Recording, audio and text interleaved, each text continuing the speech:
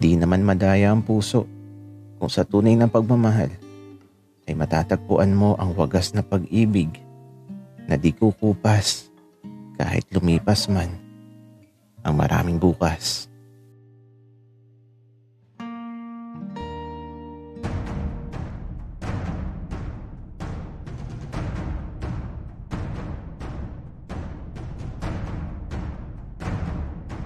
Kaibigan, huwag mong kalimutan mag-subscribe sa aming channel at huwag din kalimutan i-click ang notification bell at subscribe button. Subscribe na!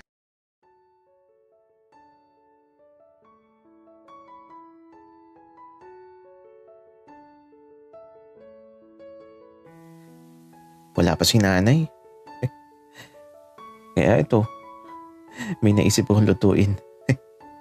Sa lawa kasi ng mga palayan dito, nako, dumadagsa ang mga palakang palayan. Lalo na kung maulan.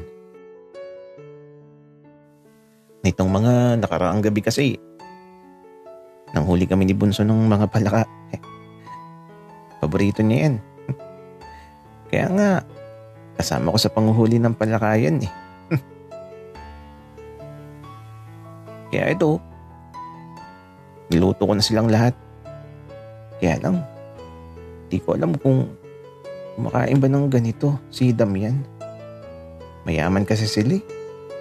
At naalala ko pa dati, puro mamahalin yung mga pagkain na kinakain nila palagi. Kaya ito, nung matapos ako magluto, handa na.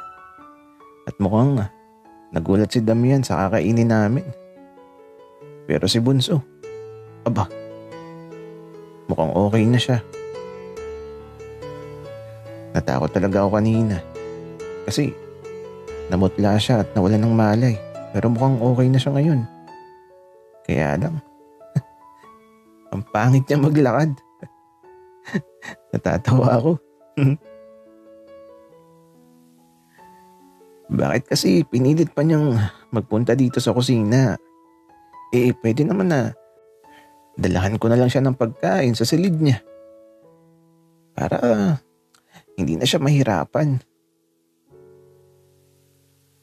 Kuya Isagani, buti naman at niluto mo na yung mga palaka. Bunso, siyempre para lumakas ka kaagad. Kaya niluto ko na. Kuya Damian, tikman mo na. Masarap yan. Kami ni Kuya ang nanghuli niyan. Teka, bakit ako agad? Wika ni Damian. Siyempre, bisita ka Kuya Damian. Kaya dapat, ikaw ang maunang kumain. Ganun ba? Saglit lang. Paano ba to? Damian, kainin mo na. Magugustuhan mo yan. Kung natatakot ka, isipin mo na lang na manok yan. Ay, teka lang. Natatakot ako. Kuya Damian, huwag ka matakot. Teka nga kuya, ako nang magsusubo sa'yo. Hala, si Bunso. Natatawa ako. Kasi naman, kumuha siya ng isang pirasong buong palaka tapos ayun. Sinubo niya kay Damian. Naku, mga baby loves. Masarap ang palaka, promise. Mahirap lang hulihin kasi napakadulas. At mukhang nagustuhan naman ni Damian. Kaya lang,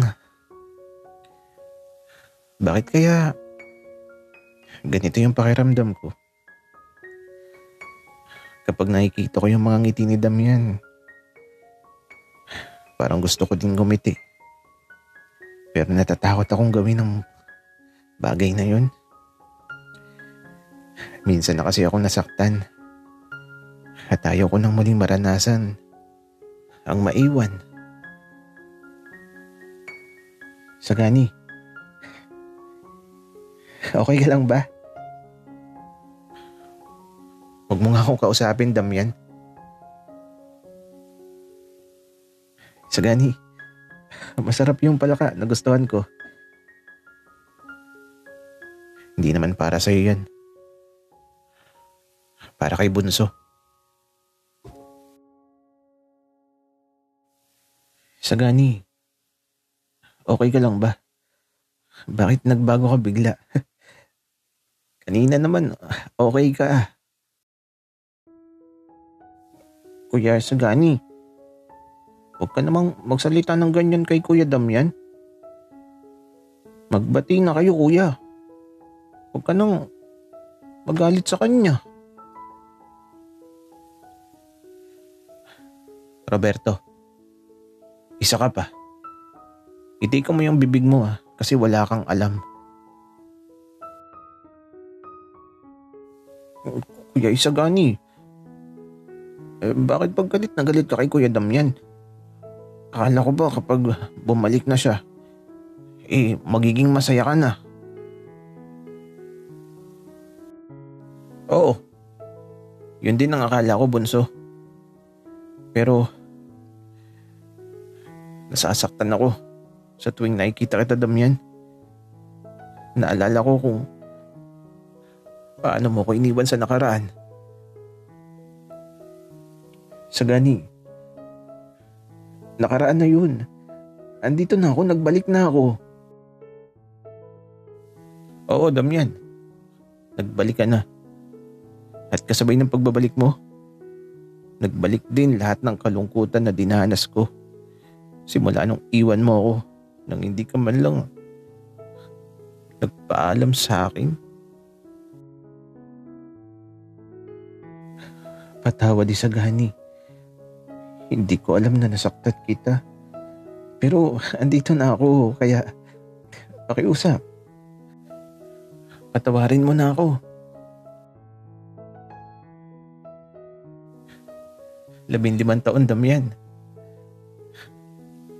Okay na ako eh. Pero bakit nagbalik ka pa? Gusto mong malaman ng totoo, Isagani? Kasi gusto kitang makita. Gusto kitang makasama. Gusto kong maranasan ulit kung paano maging masaya. Kasi mahal kita.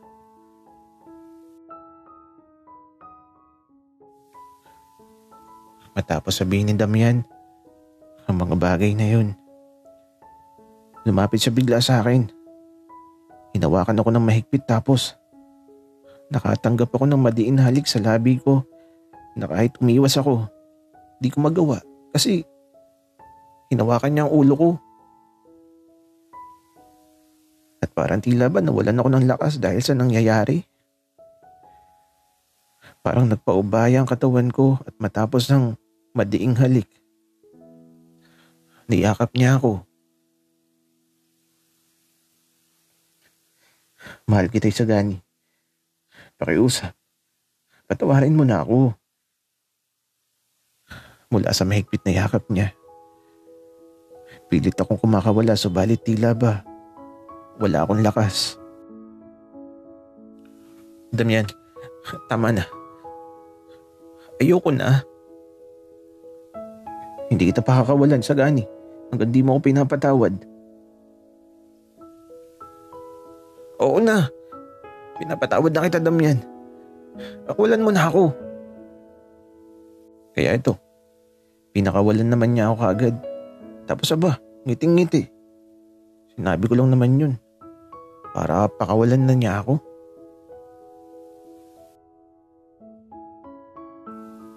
Kaya lang si Bunso.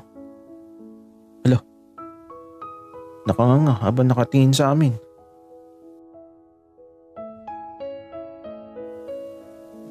Bunso, may nakita ka ba?